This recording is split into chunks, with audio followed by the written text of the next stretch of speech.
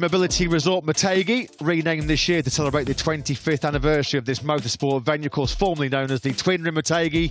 4.8 kilometres in length, 2.983 miles. Challenging stop-and-go nature, lots of hard braking zones in the 14 corners, particularly into turns 1, 3, 5, 10 and 11. And then the victory corner, the final corner. He'll be taking the victory here today. This was 4 years ago, one of several great fights between Andrea Dovizioso and Marc Marquez. Down into turn number 11, hard on the brakes into the 90-degree corner. Coming up next in MotoGP, 1,071 days after his last MotoGP pole, Marc Marquez tops qualifying in Japan.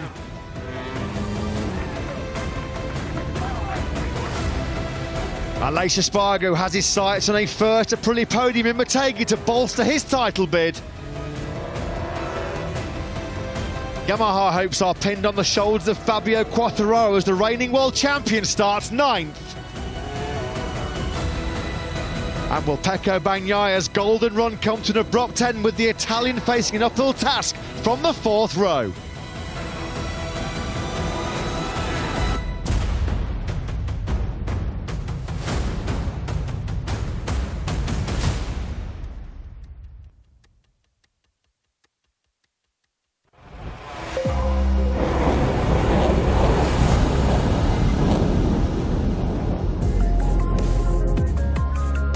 Good afternoon then, and a warm welcome back to, thankfully, a very warm Motul Grand Prix of Japan.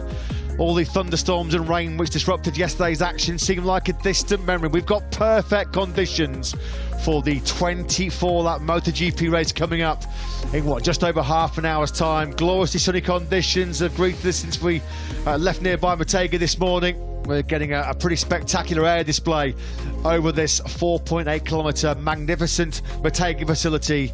First built here in 1997. We've been racing here since 1999, a race won by Suzuki's Kenny Roberts Jr. In 2022, there are 3 men gunning for glory in this year's World Championship. Fabio Quartararo in Yamaha's home Grand Prix is 10 points clear of Pecco Bagnaia, having been taken out in that first lap collision with Marc Marquez 7 days ago in Aragon. Bagnaia, 5 consecutive podiums, 120 of the last 125 points have gone the way of the Ducati star. He's second now in the championship, and Aleix Espargaro on the factory Aprilia, firmly in contention with 5 races remaining, just 17 adrift of Quartararo. Interesting, fascinating, intriguing 24-lap race coming up very, very shortly in the company of Matt Burt, Lewis Sotheby and Simon Crafar down in pit lane, with Marc Marquez on pole position for the first time since we were here 3 years ago at Motegi in 2019. Johan Zarco and Brad Binder on the front row, the South African's first front row start, but our top 3 men in the World Championship.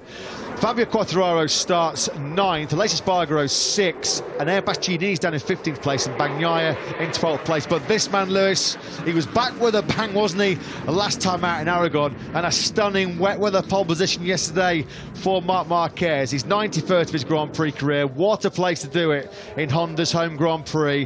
1,071 days since his last pole position. He is back. And he's got his game face on going into a hugely important Grand Prix, as always, for Honda. Their first Japanese Grand Prix in 3 years. And Marc Marquez looking deeply focused, but also relatively relaxed. Welcome back. We're certainly happy to be back. MotoGP has missed this part of the world. It has missed MotoGP. And Honda, of course, returning with pole position once again for Marc Marquez. It's already a momentous weekend for the 8 times world champion. This will be his 150th MotoGP start, and he starts from pole position. The pressure starting to build on the shoulders of this young man, 23-year-old Frenchman Fabio Quartararo. No win in his last 5 Grand Prix, and just the solitary podium, and that DNF last time out on the first lap in Aragon means what looked like a pretty comfortable 30-point World Championship lead shrunk to just 10 points coming in to this Mobility Resort Motegi race. He looks relaxed, he looks calm, but what lies in store for Fabio Quartararo, we know, not easy to overtake on the factory Yamaha. There's There's plenty, ample overtaking opportunities here in Motegi with the hard braking zones, but from the back of that third row of the grid, plenty to ponder for Quartararo, of course, particularly when you think about front tyre temperature, front tyre pressure, and also brake temperature around this stop-and-go 4.8-kilometre Motegi track. Well, Fabio Quartararo will be able to see his title contenders both in front and behind him on the grid. They do start line astern on the rider's right-hand side of the grid. The lefters will look off the start line, with Pecco Bagnaia here in 12th on the grid, starting at the back of the 4th row. Had an awful qualifying 2 in the wet conditions late yesterday afternoon. Called it unacceptable that he was over 2 seconds off the pace in qualifying 2, and actually said he was relieved that he was even in qualifying 2, that he'd made his way automatically into the shootout for pole after free practice yesterday, because he felt with the pace that he had, if he had been in qualifying 1, he would have been starting somewhere near the back of the grid. 15 years ago this weekend, Ducati took their one and only MotoGP rider title, with Aussie legend Casey Stoner doing the business right here in Motegi back in 2007. It's the prize that has eluded Ducati since. It's the prize the Bologna factory so desperately crave in 2022. They're in the game, no question, with Bagnaia second in the standings, 10 points behind Fabio Quartararo. Their top man on the grid, their top qualifier yesterday was that man we just saw there on your screens, Prima Pramac Racing's Johann Zarco. Milestone day for Zarco as well. He makes his 100th MotoGP start here today. Can he finally find a way to the top step of the podium for the first time in his MotoGP career? And there's going to be huge home support, big Japanese interest in this Motegi race coming up shortly. Taka Nakagami, unfortunately for him, he will start down in last position in 25th spot on the grid. Of course, he suffered horrible right-hand injuries in that collision with Marc Marquez, the second of 2 big impacts that Marquez had on that first lap in Aragon 7 days ago. Nakagami's lost 60% of the tendons on his 4th finger. Not sure you'll want those gloves. I was going to say, the gloves yesterday, he said, were full of blood. It's been a pretty excruciating and painful weekend for Taka Nakagami. A crash in Q1 yesterday in the rain conditions didn't really help his cause too much. Now, we've been waiting for this. I've got to try and keep a straight face here and not get the giggles, because this was this morning. This is what we love to see in Japan. This is what we missed. Watch out. Since 2019. They always put on a fabulous pre-race show, don't they, the Marshals? This is absolutely brilliant. Oh, absolutely superb. Loving that. Great scenes then for the Marshals to kick off race day here in Japan. As we mentioned, big Japanese interest in this home Grand Prix. Takuya Suda comes into the factory Suzuki team to replace the injured Juan Mir. He was having a wild card here anyway, and we also welcome ahead of his MotoGP debut a HRC wild card on that stunning looking official HRC liveried RC213 Vitz. Former Moto2 Grand Prix winner Tetsuta Nagashima on a 5th Honda here today. What a good job he's been doing too this weekend. Qualified in 19th position, his first wet weather experience really on a Honda MotoGP bike. Of course, winner of the Suzuka 8 Hour this season for Honda, which will certainly put him in their good books for the rest of his professional life. So Tetsuta Nagashima, should I say, is certainly well set going forward.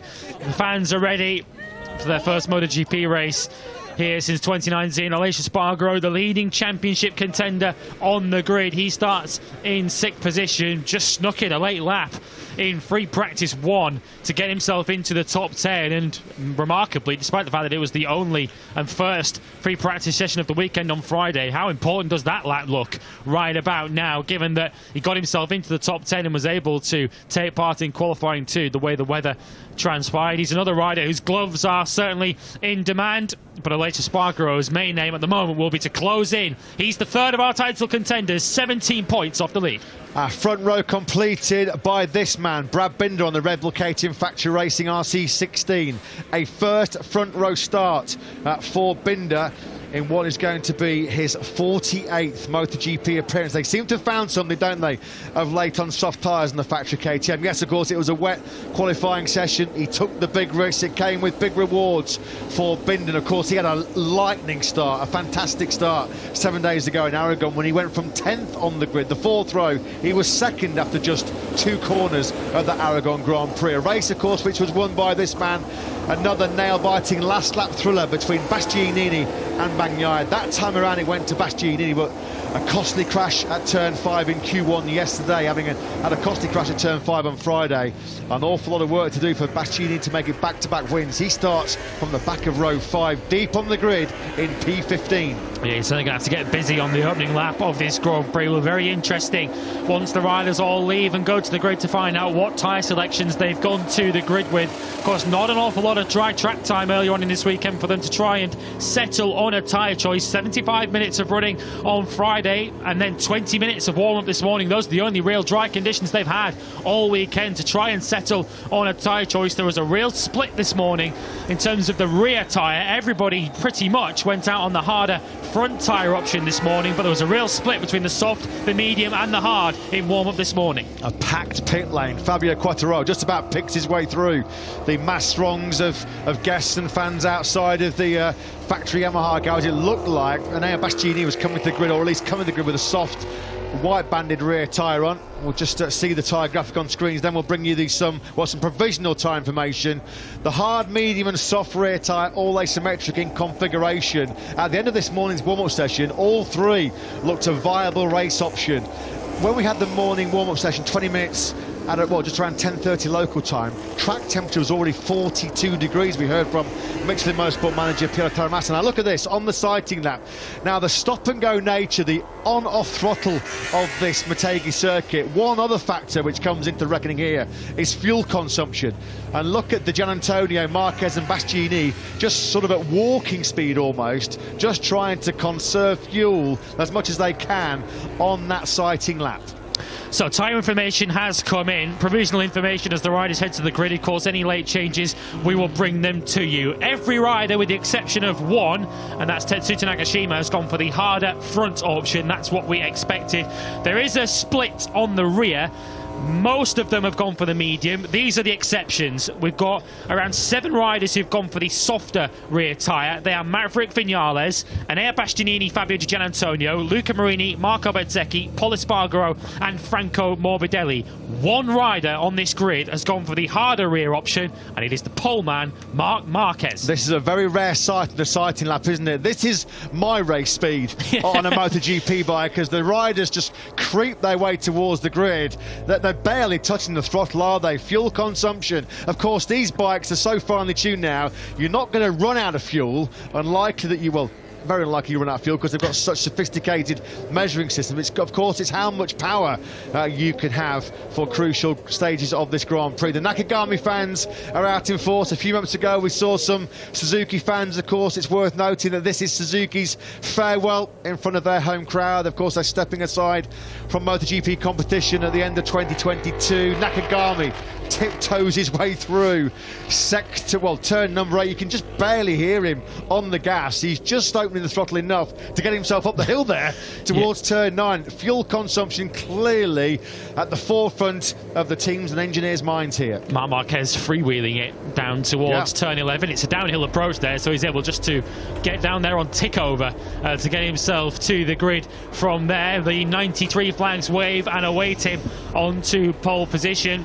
What impact that might have on the Grand Prix, the potential fuel consumption issues, is it might prevent Ducati from being able to use their full power and their full advantage in this Grand Prix. It is a milestone Grand Prix, as we told you earlier on, for Marc Marquez. His 150th Premier Class start. Will he mark it with his 100th Premier Class podium? He's been waiting for that since the Valencia Grand Prix of 2019. It'd be quite the occasion, wouldn't it, for Marc Marquez? A day of celebrations all round if you can hand Honda a much-needed podium, which would be their first since the opening Grand Prix of this year.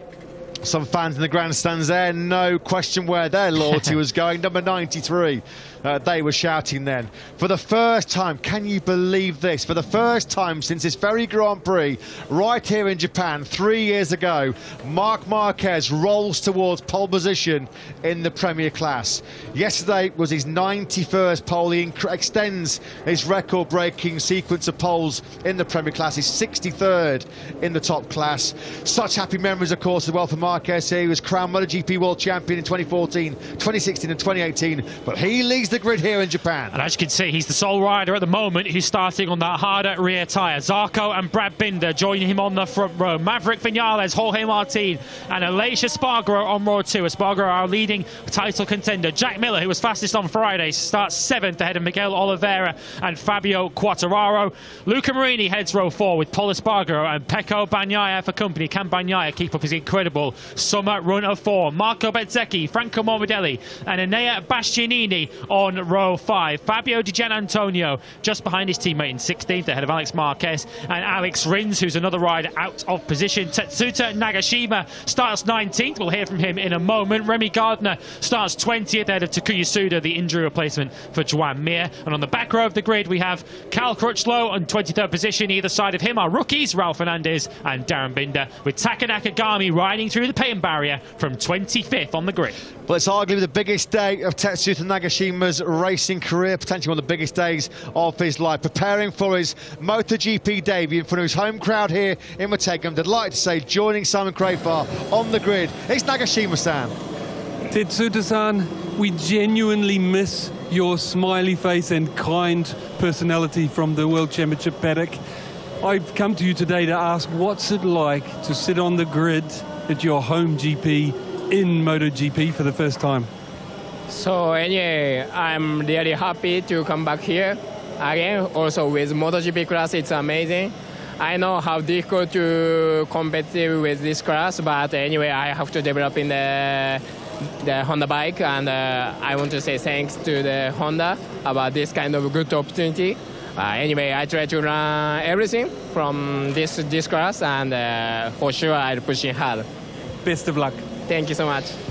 Thanks to Tetsuta Nagashima, thanks to Simon Crafar. Some very passionate support in the crowd for Marc Marquez. And they've got the full Repsol Honda kit. Yeah, I saw actually a guy in a beautiful looking full liveried Repsol Honda 5 blade outside the circuit a couple of days ago. It was such a great replica. His riding kit was so good as well. I actually thought it might have been Marc Marquez riding back to the nearby Motegi Hotel. There are the fans and basking in this glorious sunshine. New territory this then for Brad Binder. He normally gives himself such a lot of work to do on Sunday afternoons. We badged him so often as the Sunday man. He said yesterday, strange to think, he's got nobody really starting him ahead of him on this Japanese Grand Prix. There's a pocket of orange support here for KTM. Can Binder find his way to the podium for just the second time this year, the first time since our opening night back in Qatar in early March? Well, of course, 7 days ago we saw two electrifying starts, Marc Marquez and Brad Binder. Of course, Marc Marquez didn't get too far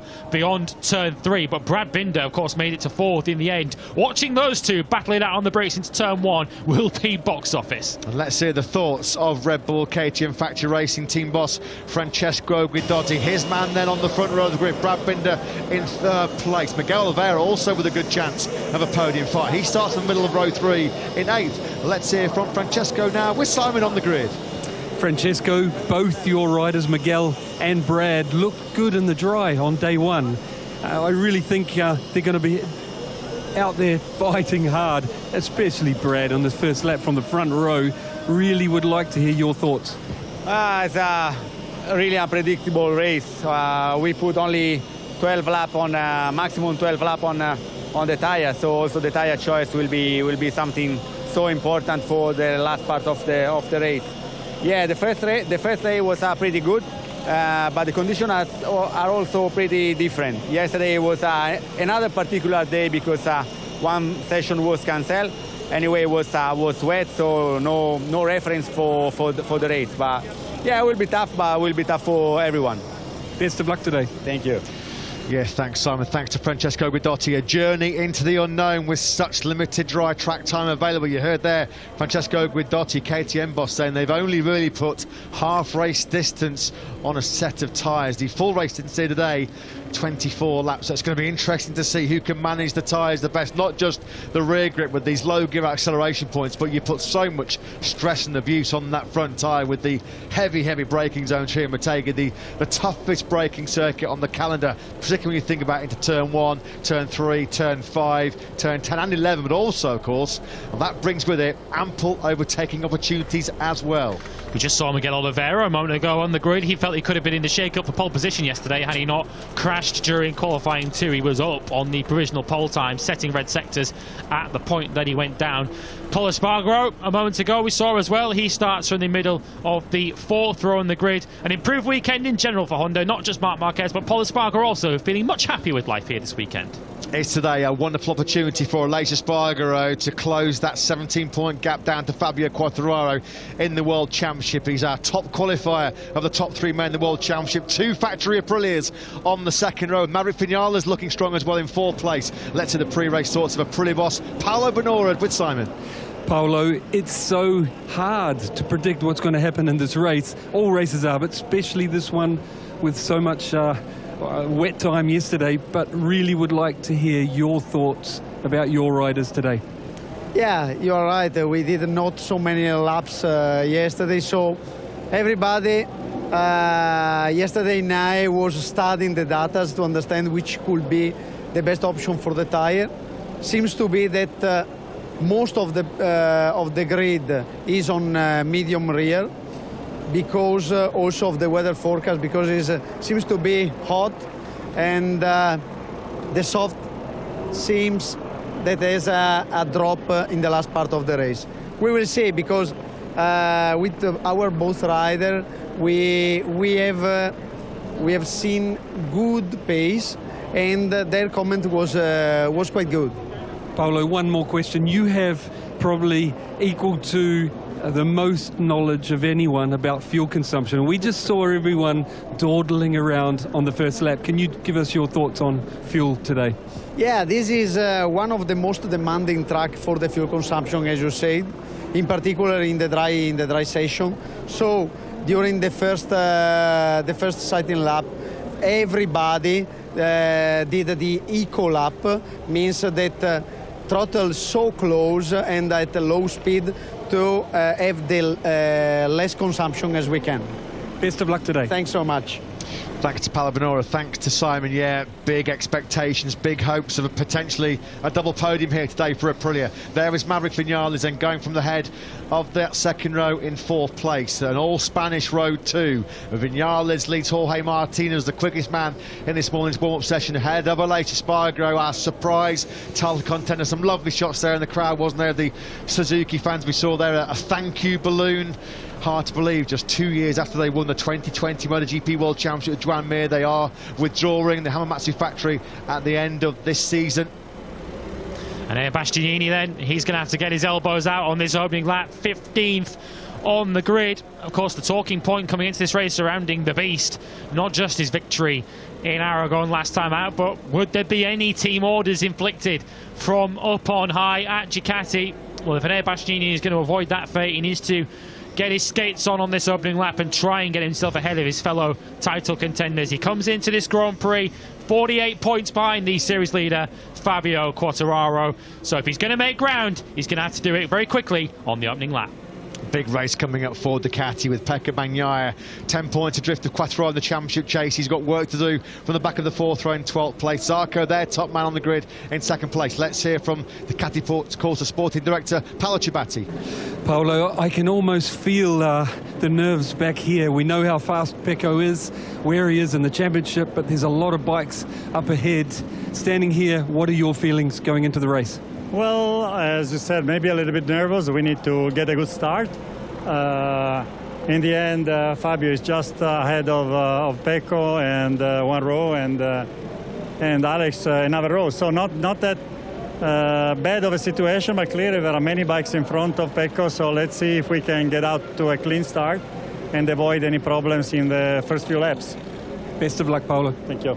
Thanks, Simon. Thanks to Paolo Ciabatti. Yeah, the first big task for Ducati today, for their big hitters, Bagnaia and Bastianini, will be to avoid trouble in that first corner. It's a short run down to turn number 1. We've seen some pretty dramatic moments in the past. I remember, I think it was 2006, a big scary collision with John Hopkins, Loris Capirossi and Colin Edwards.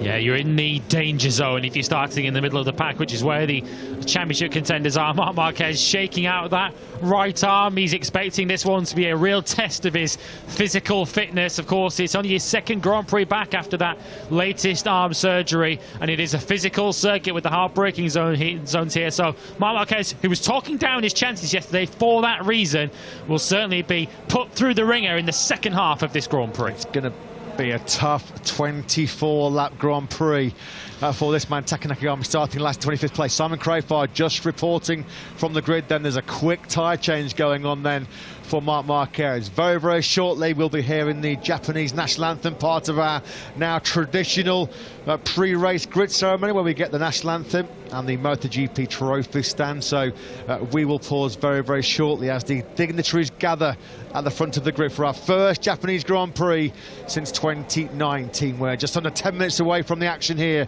in MotoGP. Myself, Lewis and Simon will just take a quick breather then and a short pause for the Japanese national anthem.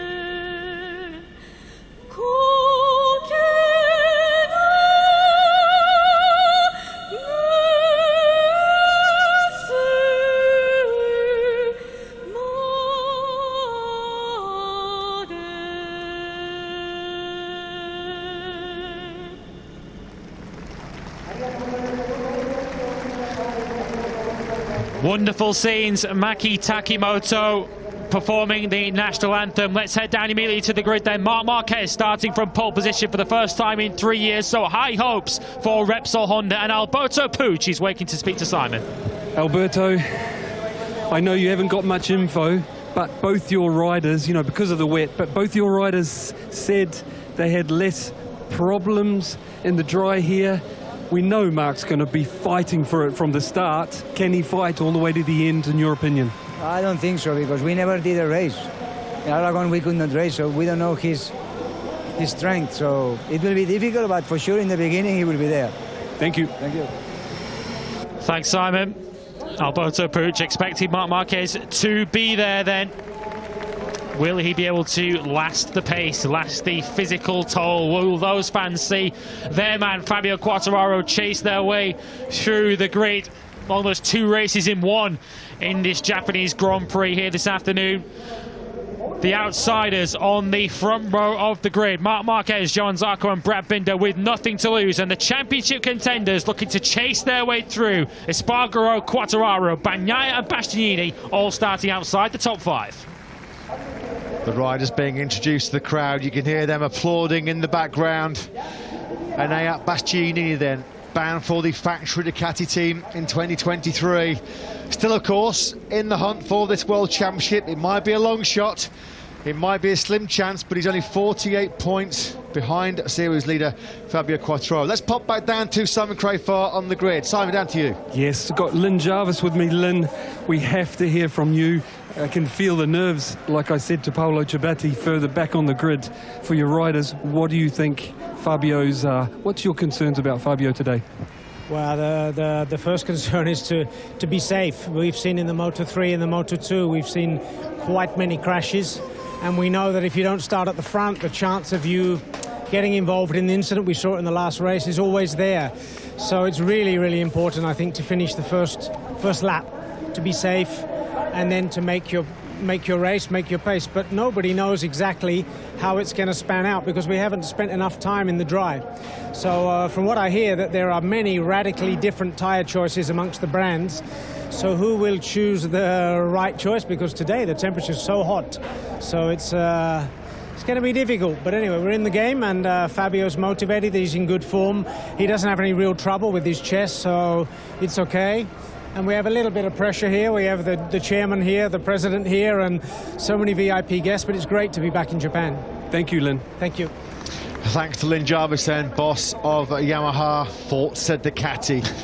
There is the World Championship standings. We don't even need to have the graphic, do we? There you go. We'll put it up anyway. Right on cue, we'll put it up anyway. Look at the artwork, look at the effort that's gone into that. Fantastic work. Loving your work, whoever did that beautiful championship picture. As it stands then, it is 211 points to Fabio Quartararo. 10 back is Pecco Bagnaia, a further 7 back Aleix Espargaro. 5 minutes then to the race start as we kick off our quartet of flyaway races. We are here in Japan for the first time in 2019. We make the move quickly, 6.5 hour flight or so over to Bangkok tomorrow, and then an hour's flight up to Buriram. Looking forward to the Thai Grand Prix next weekend. Been a week just to recover after an Aragon, Motegi, Buriram triple header before we have Phillip Island and Malaysia, and then we go to Valencia, the final Grand Prix at the Ricardo Tormo circuit. Who will be in the title fight at that stage? There are two of our main contenders, Aleix Espargaro, perhaps with a slight advantage maybe going into this race as the top qualifier of our leading contenders.